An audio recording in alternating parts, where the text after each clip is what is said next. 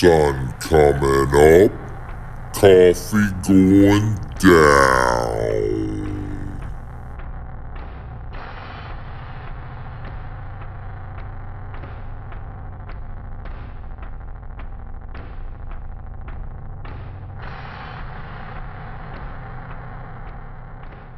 Wasn't gonna share this with you guys, but I trust yous not to share this wonderful information with anybody else. I like to try to keep this secret as possible, but I'm going to share my mixing components with my own artisan blending. All right. Diehl and myself are going to show you our secret blending ingredient when I blend up my own pipe tobacco blends. And he can't wait.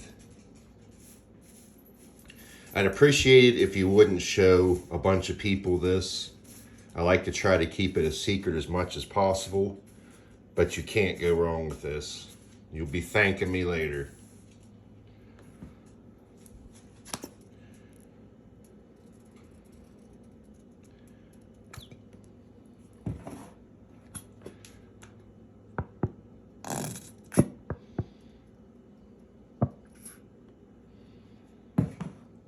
Like I said, and do not tell anybody about this.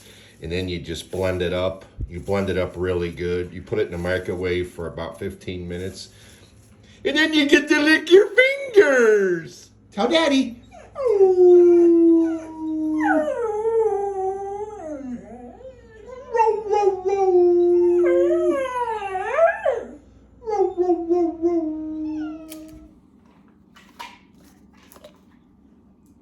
And a good Saturday morning pipe smokers.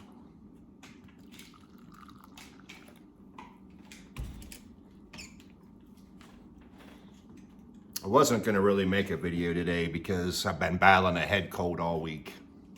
But I was still going to smoke anyway, so why not?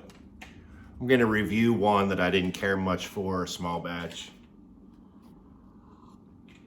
A friend of mine gifted me a big chunk there a couple weeks ago. The Cornell Diehl Folklore 2025. And by all means, I should like this. I mean, I believe it has Virginia's Dark Fire Perique, I think a little bit of Orientals and maybe even some cigar leaf in there. It's pretty much a batch of hodgepodge. But if I remember right, this was just like really creamy, and the Orientals took over the blend for me. Not heavy on Perique or Dark Fired or cigar leaf, if there isn't any in this.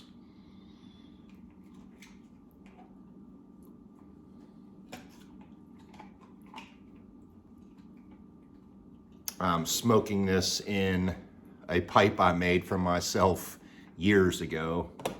It's an apple pipe from my dead apple tree out in my backyard. It smokes really good. The grain, actually, you can't really see it, but there was a bad spot there. But anyway, turning it was really pretty cool. It was interesting. I wish I still had all my fruit trees. Well, but we've been living here going on almost 30 years now. And when I first moved in up here, we had like probably three or four red apple trees and the yellow Golden Delicious apple trees. I think they were yellow anyway. We had 3 or 4 red and yellow, and then we had 2 pear trees as well. And the pears, every year the pears would get, I'm a big guy, and the pears would get as big as my fist. I mean, they'd get huge. But it was like you could never catch them to where they would ripen like instantly overnight and then go right to mush almost. And then we actually had, between our yard and the neighbor's yard, bordered a peach tree as well. And the peaches were really small, white looking, and they was really good. The peaches were really good as well. And then we had a grapevine as well. So we had all kind of stuff. Now we have nothing. The pear tree I had to cut down because it was too close to the house. deck, the backyard deck, and the bees were too bad in the summertime, so I had to get rid of that. But anyway, if any of you out there have apple trees or a pear tree and you want to cut off some branches, or it's dead or dying and you want to something that I could make some pipes out of, I'll buy them off of you. I'd be interested in doing some more fruit trees. I'd buy them off you and pay for shipping.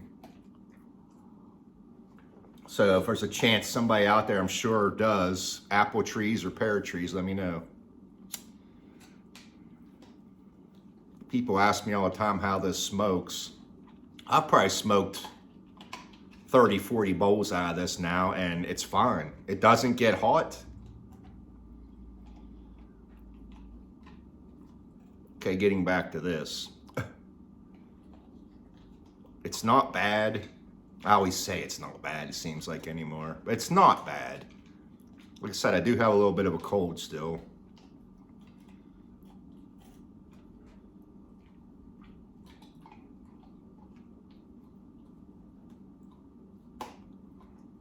It's just like a set of hodgepodge of stuff trying to come together, and nothing really stands out. I need to go back and compare it to some, I still have a whole pound aged of a previous release. I don't remember which one it was, how many releases come out now.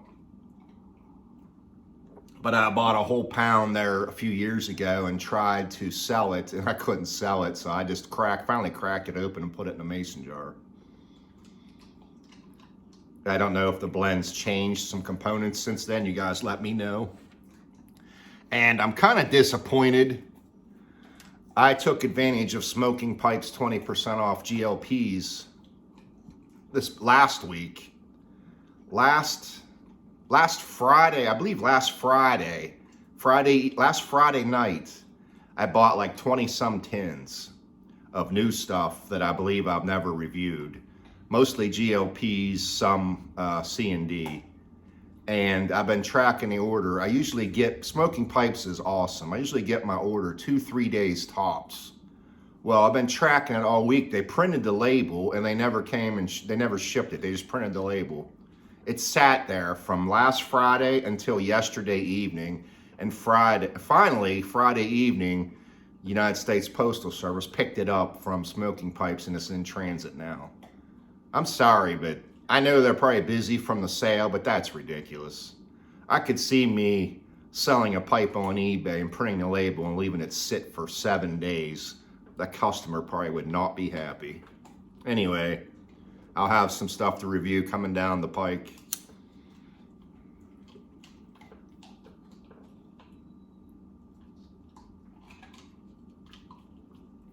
Little spicy on the retro hail. Like I said, I'd pick up creamy notes as well.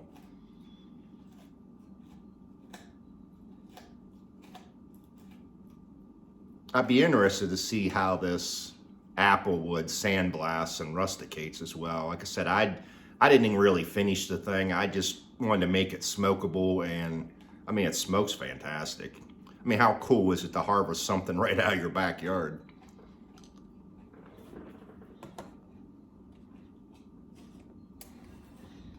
When I'm out on the road working all the time, I work outside for a living everywhere, I see fruit trees on the sides of the country roads all the time, but I'm sure as hell not gonna cut a branch off of somebody's property.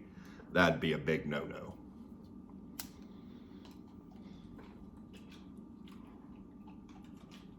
Leave your thoughts below on this. I know a lot of people love this stuff.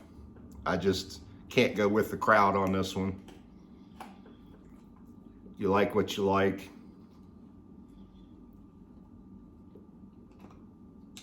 I mean, I would buy it if it was in 2-ounce tins.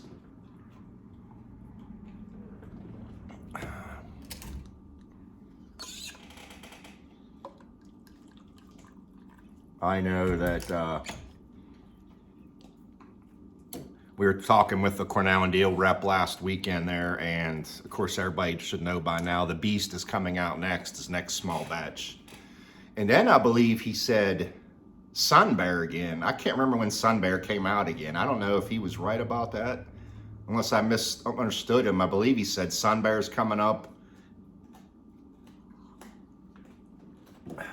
And like I said before, if you didn't catch my older video, when I questioned the rep about a bunch of stuff, and he had asked me before, what's one of my favorite small batches? And I told him Sansepolcro. And interestingly enough, he said that was the worst selling small batch, was Sansepolcro. Didn't sell very good. I mean, obviously it sold out, but it took a long time, I guess. And we were talking about the takeover and all that with Sutliff and McBaron. And I haven't been keeping up on the news lately with that stuff, but I told the guy, I said, yeah, that was such an ignorant shame that they would purposely destroy equipment that Cornell and Diehl could buy rather than just destroy it for the competition. They would rather just destroy it instead of having somebody else be able to use it. And he told me that Cornell and Diehl, it wasn't true, that Cornell and Diehl did buy a lot of the stuff. So I don't know what all they bought, but that's cool. He didn't go into specifics how much and what they got, how many things they got, but he said they did acquire some things. So the story was at the beginning that they were destroying everything.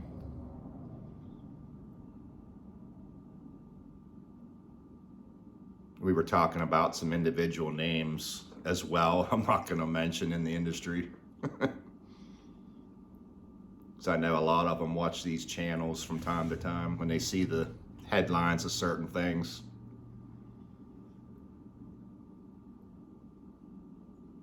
Anyway, pipe smoke's fantastic. The blend's just barely average for me.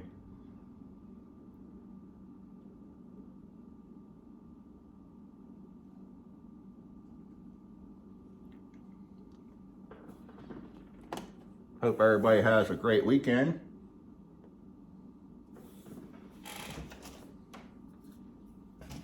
I got some stuff out here. I'm going to be busy. Look how wide that is.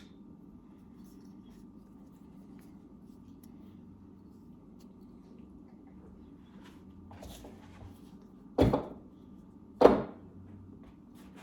got a lot of people asking me about making some stubby billiards.